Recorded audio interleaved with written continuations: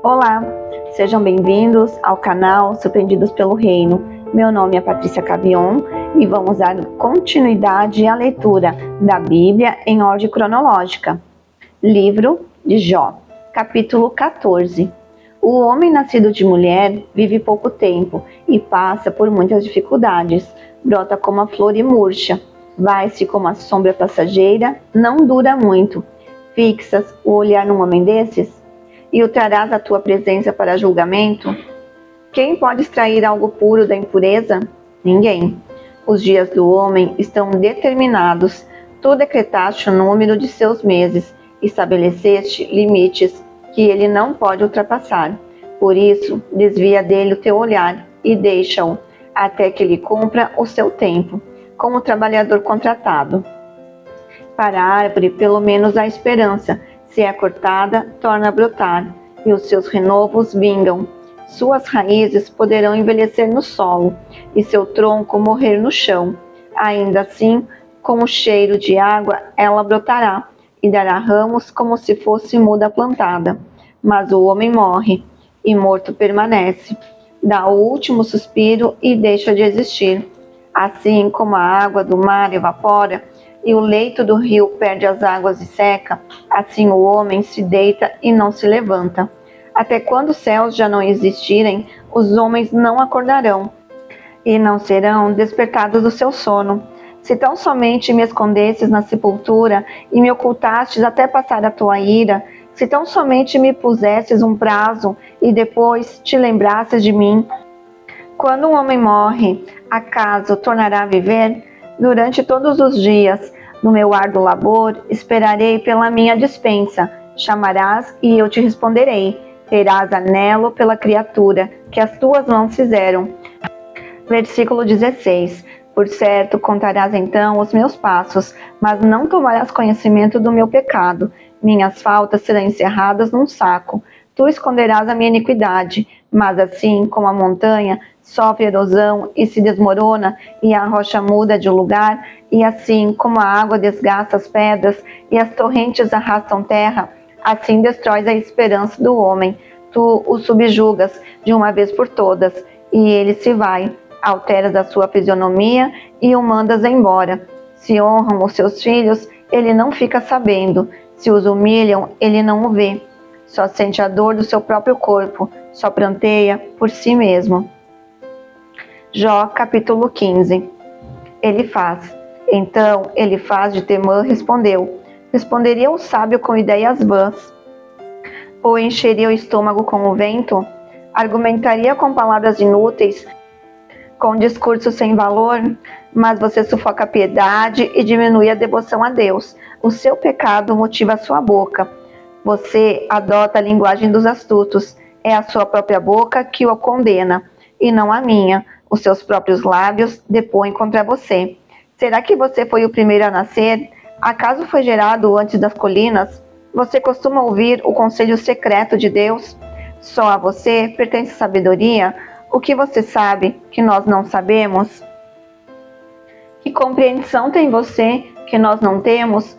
Temos do nosso lado homens de cabelos brancos, muito mais velhos que o seu pai. Não lhe bastam a consolação divinas e as nossas palavras amáveis? Por que você se deixa levar pelo coração? E por que esse brilho nos seus olhos? Pois contra Deus é que você dirige a sua ira e despeja da sua boca essas palavras. Como o homem pode ser puro?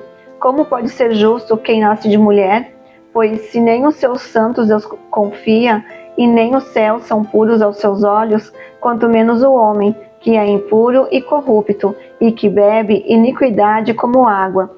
Escute-me, e eu lhe explicarei. Vou dizer-lhe o que vi, o que os sábios declaram, sem esconder o que receberam dos seus pais, a quem foi dada a terra e a mais ninguém. Nenhum estrangeiro passou entre eles.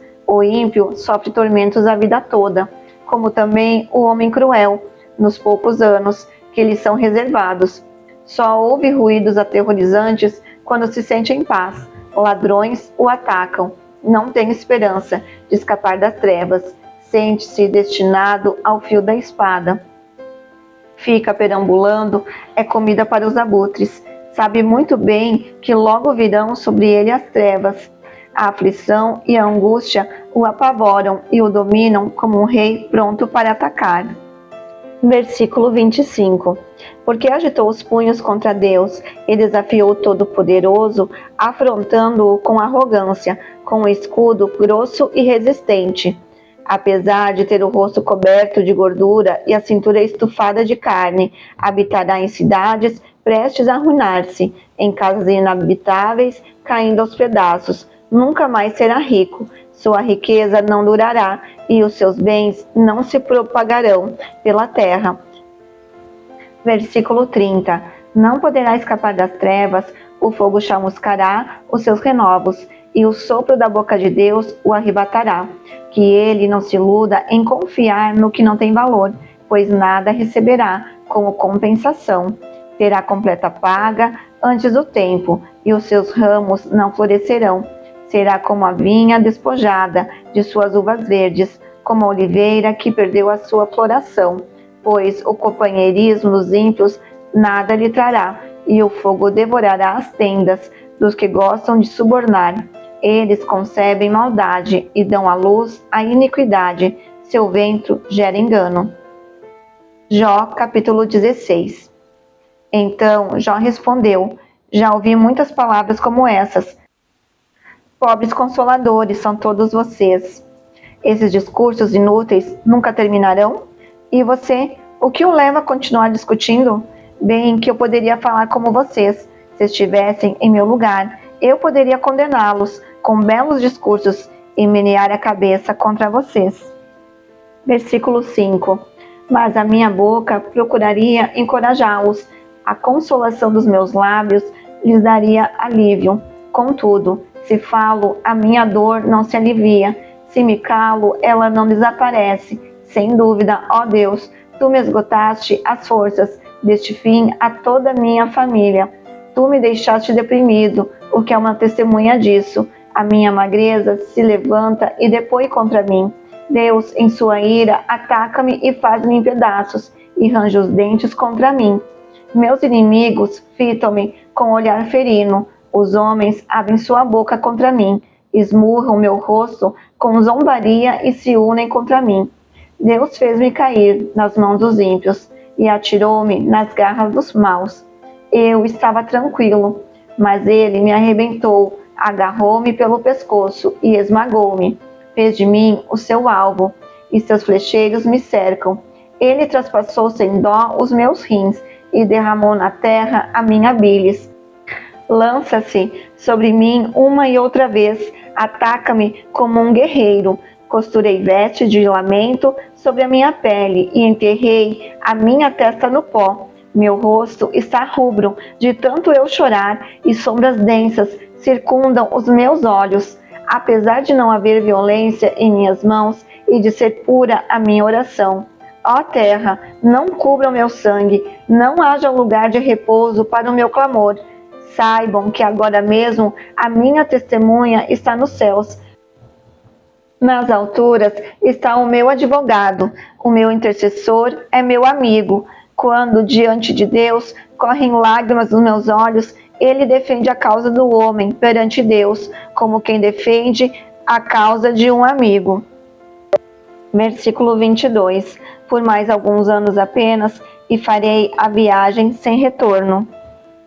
Estudo de hoje, Jó, capítulo 13, versos 1 ao 3. Os três amigos de Jó não estavam dizendo nada que ele já não soubesse. Jó cresceu acreditando nas mesmas coisas que ele em relação a Deus, mas agora sua experiência estava destruindo essas crenças. Jó continuou acreditando que seus amigos estavam entendendo de forma completamente errada os motivos de seu sofrimento. Muitas de suas ideias sobre Deus eram verdadeiras, mas não se aplicavam à situação de Jó. Eles estavam certos em dizer que Deus é justo e pune o pecado. No entanto, apenas Jó teve entendimento em seu coração. O que seus amigos achavam que era pecado, ele não via culpa adequada alguma. Jó não tinha explicações, mas estava certo de que os motivos de seus amigos estavam errados. Mais uma vez, ele apelou a Deus para dar-lhe uma resposta. Jó, capítulo 13, versículo 3. O profundo discurso de Jó ilustra uma grande verdade: ter o conjunto correto de doutrinas não é todo necessário para agradar a Deus.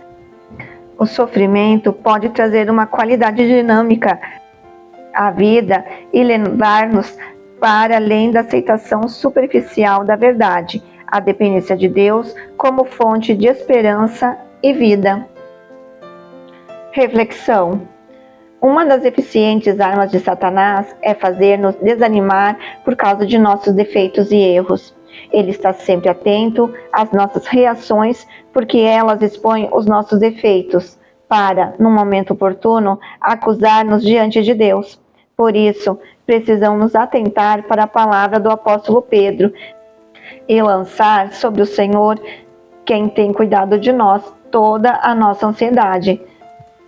Ver 1 Pedro, capítulo 5, versículo 7. Devemos também ser sóbrios e vigilantes, pois o diabo, nosso adversário, anda ao nosso redor, como um leão que ruge, procurando alguém para devorar. Ver 1 Pedro, capítulo 5, verso 8. Satanás quer que Jó blasfeme contra Deus, e é o que ele espera alcançar em cada um dos filhos de Deus, que estes duvidem do amor e da fidelidade do Senhor, quando em provações e blasfemem contra ele. A atitude de Jó diante desses acontecimentos revelou ser a de um homem justo. No entanto, isso ainda era sua força natural, sua própria capacidade de vencer o sofrimento. Mas, à luz da Bíblia, sabemos que, de fato, não há ninguém justo em si mesmo, não há ninguém que em sua vida dinâmica seja justo aos olhos de Deus. Por mais justa que seja a nossa conduta, Deus ainda não nos declara justos, pois em nós mesmos, isto é, em nossa carne, não habita bem nenhum. Romanos capítulo 7, verso 18. A injustiça e o pecado ocultos em nossa carne, mais cedo ou mais tarde, se manifestarão. Assim como aconteceu com Jó, também acontece conosco.